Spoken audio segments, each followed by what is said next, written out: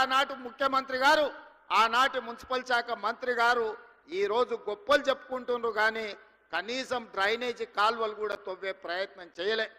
ఇవాళ tank bund మీదనో లేకపోతే శిల్పారామం దగ్గర వారు సెల్ఫీలు దిగుతున్నారు. వారు సెల్ఫీలు దిగి సెల్ఫ్ డబ్బా కొట్టుకునే శిల్పారామం కూడా ఆనాడు కాంగ్రెస్ పార్టీనే అభివృద్ధి చేసింది, వారు మర్చిపోయినట్టున్నారు.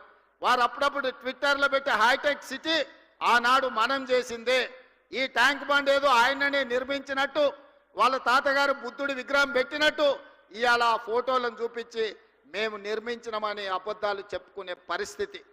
ఏది ఏమైనా ఆనాడు 10 సంవత్సరాలు 20 లక్షల కోట్ల రూపాయలు ఖర్చు పెట్టినా ఈ నగరానికి కావాల్సిన శాశ్వతమైన అభివృద్ధిని గత 10 సంవత్సరాలు పరిపాలనలో ఉన్న వాళ్ళు చెయ్యలేదు.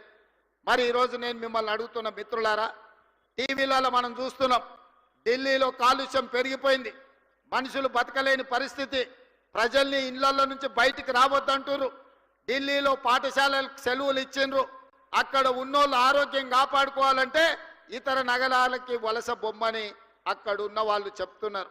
స్పష్టంగా ఢిల్లీ నగరం ఈనాడు నివసించడానికి ఉపయోగపడే నగరంగా లేదు. ఢిల్లీ నగర వాసులు ఇతర ప్రాంతాలకు వలస బొమ్మంటున్నారు. ముంబై నగరాన్ని తీసుకుంటే వర్షం వచ్చిందంటే పీకల దాకా నీళ్ళు వచ్చి ముంబై నగరం అతలా కుతలమైపోతుంది. ముంబై నగరము నివసించలేని పరిస్థితికి వచ్చింది. మొన్న చెన్నై మీరు చూసిండ్రు, డిసెంబర్లో వర్షాలు వచ్చి చెన్నై మొత్తం మునిగిపోయింది. చెన్నై పరిస్థితి చెప్పే పరిస్థితి లేదు. బెంగళూరులో పోతే పొద్దున ఎయిర్పోర్ట్ విమానం ఎక్కాలంటే సాయంత్రం వరకు బెంగళూరు ట్రాఫిక్లోనే ఇరుక్కుపోయే పరిస్థితి ఉంది. ఈరోజు బెంగళూరు ట్రాఫిక్ గంటల కొద్దీ రోడ్ల మీదనే, ఇంట్లో తక్కువ రోడ్ల మీద ఎక్కువ ఉండే పరిస్థితి బెంగళూరు నగరానికి వచ్చింది.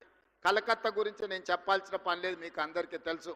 కలకత్తాలో ఉన్నంత మురికి, కలకత్తాలో ఉన్నన్ని సమస్యలు ఈ భూమి మీద ఎక్కడా లేవు.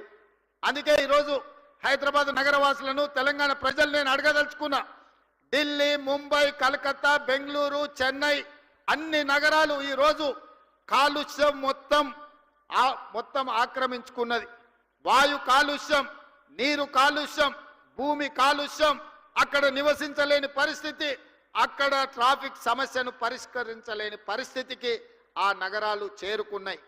మరి మనం ఇంకొక 10 సంవత్సరాలు ఏమనుకుంటా ఊరుకుంటే హైదరాబాదు నగరం వాటన్నిటికంటే దరిద్రంగా తయారయ్యే పరిస్థితి ఉన్నది మిత్రులారా.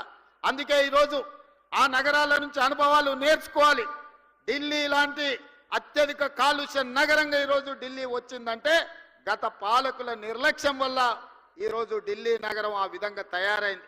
అందుకే ఈరోజు ఈ అభివృద్ధి కార్యక్రమాలే కాదు, మూసీ డెవలప్మెంట్ను చెయ్యాలని, మూసీ నదిని ప్రక్షాళన చెయ్యాలని, మూసీ నదిని పునరుజ్జింపజేయాలని, హైదరాబాదులో కాంక్రీట్ జంగల్గా మారి వర్షాలు వస్తే ఎక్కడికక్కడ రోడ్ల మీద వరదలు వచ్చే పరిస్థితి వచ్చింది.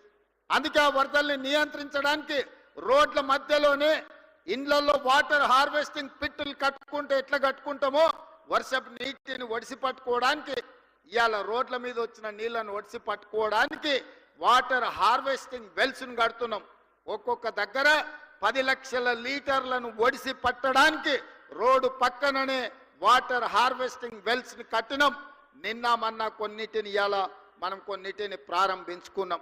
భవిష్యత్తులో ఇంకా 141 ప్రాంతాలలో వర్షాలు వస్తే రోడ్ల మీద నీళ్లుండి నీళ్లకు బండ్లు పోలేని పరిస్థితి, పోతే కొట్టుకపోయే పరిస్థితి, దాంతో ట్రాఫిక్ జామ్లు అవుతున్నాయి.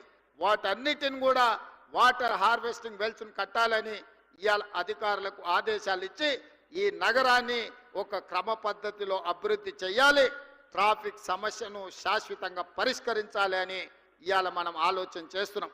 అందుకే ఈరోజు ఎంతమంది ఎంత విష ప్రచారం చేసినా, రియల్ ఎస్టేట్ దెబ్బతిన్నదని సోషల్ మీడియాలో ప్రకటనలు చేసినా, ఇవాళ సూటిగా మీడియా మిత్రుల ద్వారా తెలంగాణ సమాజాన్ని నేను చెప్పదలుచుకున్నా, ఏప్రిల్ 1, 2023 నుంచి నవంబర్ 30, 2023 వరకు 6 నెలల్లో అభివృద్ధి. అదేవిధంగా మన ప్రభుత్వం వచ్చినాక ఏప్రిల్ 1, 2024 నుండి నవంబర్ 30 తారీఖు వరకు పోల్చినప్పుడు హైదరాబాద్ నగర రియల్ ఎస్టేట్ దాదాపుగా 29% అభివృద్ధి